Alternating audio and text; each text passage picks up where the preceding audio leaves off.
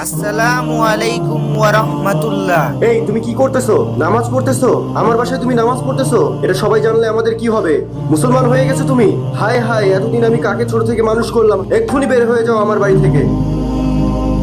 মুসলমান হলে আমার বাসায় কোনো জায়গা নেই তোমার। যাও যাও, বের হয়ে যাও, বের হও আমার চোখের সামন থেকে। رباه عفوك إني للنور مدت يداي نزعت أسرار قلبي وجئت ألقي আরে বন্ধু, أسايا তুমি এখানে মন খারাপ করে বসে আছো কেন? তুমি কি রাতে এখানে ঘুমাইছিলা? বন্ধু, তোমার সাথে জামা কাপড়ের ব্যাগ এগুলা কেন? বলো, তোমার কি হইছে? আমার আব্বু আমাকে বাড়ি থেকে বের করে দিচ্ছে।